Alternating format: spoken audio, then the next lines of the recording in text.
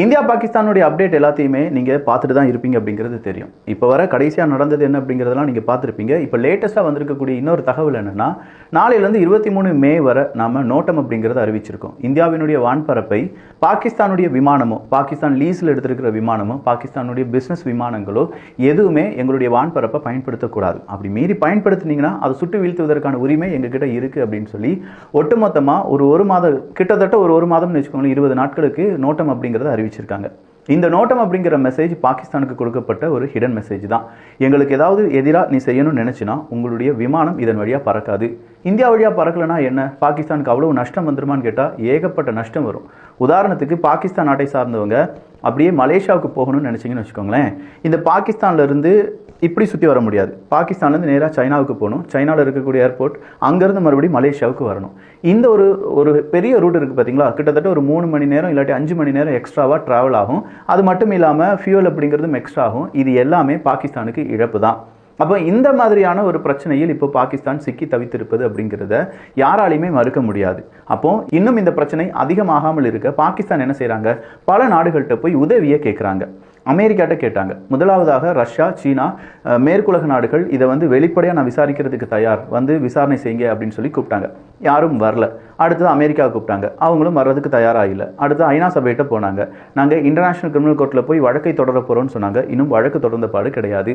அதே மாதிரி ஐநா சபை உலக லெவலில் இருக்கக்கூடிய அமைப்புகளை இந்தியாவை கண்டிக்கும்படி கேட்டாங்க.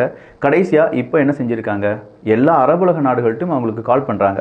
குவைத்துக்கு கால் பண்ணுறாங்க, யுனைடெட் அரப் எமிரேட்ஸுக்கு, சவுதி அரேபியாவுக்கு, இந்தியாவை கொஞ்சம் அமைதியாக இருக்க சொல்லுங்கள், இது வேணாம், இந்த பிரச்சனை வேணாம் அப்படிங்கிறத இப்போ பாகிஸ்தான் உணர ஆரம்பித்திருக்கிறது. ஆனால் என்ன, பாகிஸ்தான் எல்ஓசி பக்கமும் அவங்களுடைய காய் நகரத்தில் செஞ்சு இந்தியாவுக்கு எதிராக தாக்குதலை நடத்தினாங்க. இன்டர்நேஷனல் பார்டர் பக்கமும் அவங்களுடைய காய் நகரத்தில் அப்படிங்கிறது இருந்துச்சு. குறிப்பாக இந்த அக்னூர் சிக்கன் நெக் அப்படிங்கிற பகுதியிலலாம் இன்னைக்கு பாகிஸ்தான் ஏற்படுத்தின தாக்குதல் காரணமாக இந்தியா பதிலடி கொடுத்தார்கள். இதில் பாகிஸ்தான் நாட்டை சார்ந்த 3க்கும் அதிகமான ராணுவ வீரர்கள் கொல்லப்பட்டிருக்கலாம் அப்படிங்கிற அன்அஃபிஷியல் செய்தி வெளியாகி இருக்கிறது.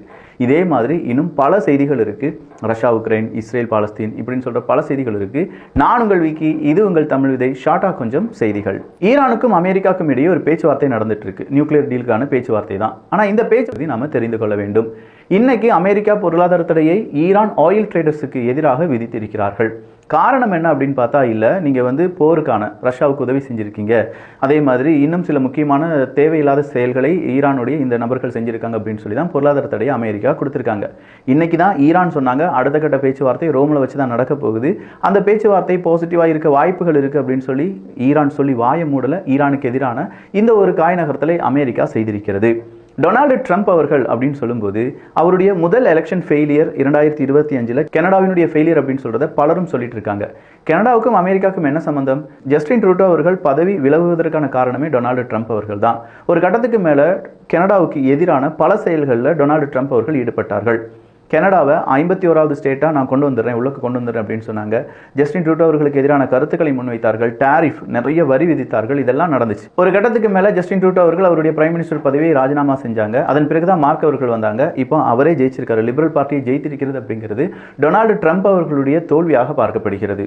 உக்ரைன் ரஷ்யா அந்த பிரச்சனை என்ன விக்கி ஆச்சு அப்படின்னு கேட்டால் சூப்பரான ஒரு அவுட்புட் வந்திருக்குங்க. வேற எதுவுமே இல்லை. அமெரிக்காவுக்கும் உக்ரைனுக்கும் இடையே அந்த மினரல் டீல் அப்படின்னு சொல்லி ரொம்ப நாளாக இழுத்துட்டு இருந்தாங்கல்ல, அது கையெழுத்தாகுவதற்கான வாய்ப்புகள் வந்திருக்கு சொல்றாங்க.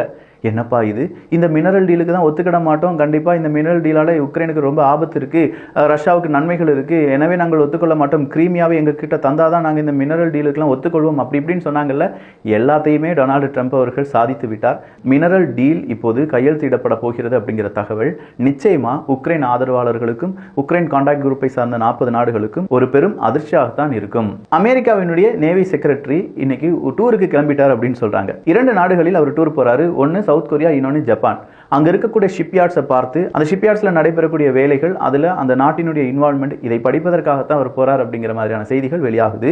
சொல்லப்போனா சவுத் கொரியா, ஜப்பான், அமெரிக்கா 3 நாடுகளுடன் சின்னதா ஒரு ஒப்பந்தம் கையெழுத்திடப்படுவதற்கான வாய்ப்புகள் அதிகமாக இருக்கின்றன. டொனால்டு ட்ரம்ப் அவர்கள் தான் கனடால இந்த எலெக்ஷன் ரிசல்ட்டுக்கு காரணம். எனவே நாங்கள் டொனால்டு ட்ரம்ப் அவர்களுக்கு நன்றியை தெரிவித்துக் கொள்கிறோம். கனடாவை 2-3 உடைக்க போகிறேன் அப்படின்னு சொல்லி ட்ரம்ப் அவர்கள் சொன்னனால தான் லிபரல் பார்ட்டி வின் பண்றதுக்கான ஒரு வாய்ப்பாக மாறியது. சோ டொனால்டு ட்ரம்ப் அவர்களுக்கு நன்றிகள். ட்ரம்ப் அவர்கள் மீண்டும் பாகிஸ்தானுக்கு உதவ வேண்டும் என்றும் இந்தியாவுடன் பேச்சுவார்த்தை நடத்தி இந்தியாவினுடைய பதிலடிக்கு தடை விதிக்க வேண்டும் அப்படிங்கிற தகவலை பாகிஸ்தான் கேட்டிருக்கிறார்கள். கத்தார், சவுதி அரேபியா, குவைத் போன்ற நாடுகள் இந்தியாவுக்கு ஒரு ரிக்வெஸ்ட் கொடுத்திருக்காங்க. டிப்ளமேட்டிக் சேனல் வழியா, பேச்சுவார்த்தை வழியா இதை முடிச்சிருங்கப்பா, யுத்தம் வேண்டாம் அப்படிங்கிறது தான். பாகிஸ்தான் அட்மினிஸ்ட்ரேட்டட் காஷ்மீர், அதாவது பாகிஸ்தான் ஒக்குபைடு காஷ்மீர் இருக்கு பாருங்க, அதனுடைய தலைவர் என்ன கேட்டிருக்காங்கன்னா, இன்டர்நேஷனல் மீடியேஷன் அப்படிங்கிறது இந்த ஒரு பிரச்சனையில வேணும், இரண்டு நாடுகளிடையே தனிப்பட்ட ஒரு பிரச்சனையாக இந்த பிரச்சனை மாறக்கூடாது அப்படின்னு சொல்லி அவர் அவருடைய கோரிக்கையை வைத்திருக்கிறார். சொமாலியா மற்றும் தைவான் இடையே மீண்டும் ஒரு சின்ன பதட்டம். சொமாலியாவினுடைய நாட்டவர்கள் தைவானுக்கு வர வேண்டாம் அப்படின்னும், தைவான் நாட்டவர்கள் சொமாலியாவுக்கு வர வேண்டாம் அப்படின்னு சொல்லி இரண்டு நாடுகளும் எதிர்நாட்டு சிட்டிசன்ஸுக்கு அவங்களுடைய என்ட்ரியை ரெஸ்ட்ரிக்ட் பண்ணி $1,40,000 விலை மதிப்புத்தக்க ஒரு பொக்கிஷத்தை கண்டுபிடித்திருக்கிறார்கள். இப்படிலாம் புதையல் இப்போதும் கிடைத்து வருகிறது அப்படிங்கிறது பெரிய வியப்பு தான்.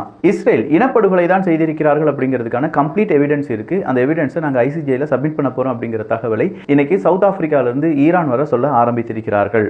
ஜாயிண்ட் ஏவியேஷன் வெஞ்சர் அப்படிங்கிறது ஆரம்பிச்சிருக்காங்க ரஷ்யா மற்றும் பெலரஸ். இரண்டு நாடுகளும் ரொம்ப முக்கியமான நட்பு நாடுகளாக இந்த உலகத்தில் பார்க்கப்படும் போது இரண்டு நாட்டினுடைய பிசினஸ் மற்றும் அவங்களுடைய ட்ரேட் வர்த்தகம் அப்படிங்கிறத அதிகப்படுத்துவதற்கான முயற்சிகளில் ரஷ்யாவும் பெலரஸும் ஈடுபட்டிருக்கக்கூடிய முக்கியமான தருணத்தில் இந்த ஒரு ப்ராஜெக்ட் அதற்கு கை கொடுக்கும். அடுத்த சென்சஸ்ல இந்தியா சாதி வாரியான கணக்கெடுப்பை நடத்த போகிறது அப்படிங்கிற ஒரு திடுக்கிடும் தகவலை சென்ட்ரல் கவர்மெண்ட் கொடுத்திருக்காங்க.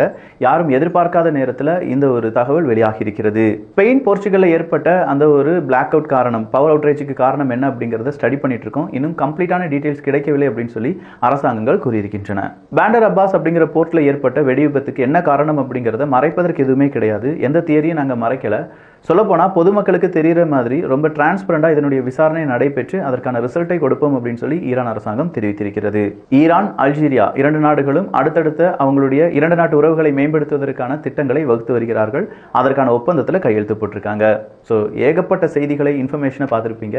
இந்த மாதிரியான செய்திகள் தினமும் உங்களுக்கு வந்து அடைய வேண்டும். நீங்கள் வேர்ல்டு லெவலில் என்ன நடந்துட்டு இருக்கு அப்படிங்கிறதுக்கான நாலேஜ் உங்களுக்கு வேணும்னா தமிழ் விதை அப்படிங்கிற நம்ம சேனலை சப்ஸ்கிரைப் பண்ணிக்கோங்க. நல்லதை பகிர்ந்து நல்ல சமுதாயத்தை உருவாக்குவோம். நன்றி, வணக்கம்.